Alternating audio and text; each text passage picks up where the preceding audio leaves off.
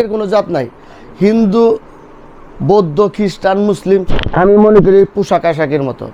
অনেকেই কইব গীতার নিচে কোরআন রাখছে, মানে এর ধর্মটারে আগে রাখছে, আমার ধর্মটারে নিচে রাখছে।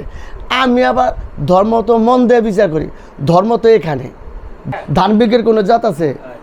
আল্লাহ সৃষ্টি করছে মানুষ, ধর্মের জন্য মানুষ না, মানুষের জন্য ধর্ম।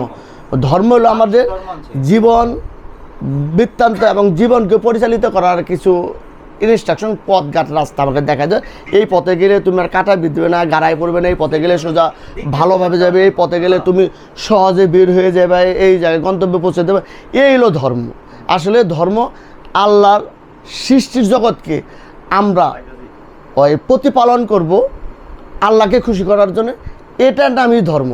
আমি একজন আরেকজনের পাশে দাঁড়াবো, একজন আরেকজনের উপকার করব, এটাই ধর্ম। আসলে নিজের জন্য কিছু করবো এটা ধর্মের মধ্যে পড়ে না। যদি সামাজিকভাবে মানবিক দৃষ্টিতে মানুষের পাশে খাড়ে, তাহলেই আমার ধর্ম। যাহা সৎকর্ম তাহা ধর্ম, যাহা অসৎকর্ম তাহাই অধর্ম। যেমন আমার ঘরে গীতা আছে, ধর্মীয় অনেক পুস্তক, গীতা, কোরআন, এগুলো আসলে জীবন চলার সংবিধান। যেমন আসামিদের শায়েস্তা করার জন্য কোর্ট কাছারি আছে, যেমন মানুষকে শায়েস্তা করার জন্য এই অস্ত্রগুলো আছে। এই অস্ত্র গীতা, কোরআন, সংস্থিতা, মনুসংস্থিতা, চৈতন্য চরিতামৃত মানুষকে জীবনকে সুসংহৃত করার জন্য, গঠন করার জন্য এই সব পুস্তক পড়তে হয়।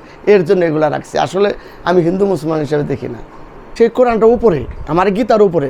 কারণ অনেকেই কইব গীতার নিচে কোরআন রাখছে, মানে এর ধর্মটারে আগে রাখছে, আমার ধর্মটারে নিচে রাখছে। আমি আবার ধর্ম তো মন দিয়ে বিচার করি, ধর্ম তো এখানে, ধর্মটা বিবেকে, ধর্মটা আবেগে। যদি এখন এর জন্য আমি কোরআনটার উপরে রাখছি, কারণ অপরকে, আমার সন্তানকে যদি আমি কুলে করে আদর করি, আর একটা সন্তান দেখে তার বাবা পাশে না থাকলে অখুশি হবে। তাই সেই তদ্রূপ আমি ওই সন্তানটাকে বুকে আগলে রাখি, আমার পোলাটাকে পাশ দেওয়া ধরি, আমার ছেলে খুশি, এই সন্তানটা খুশি। আসলে এইভাবেই সব কিছু হিসাব করতে হয়, এর বাইরে কোনো কিছু নাই।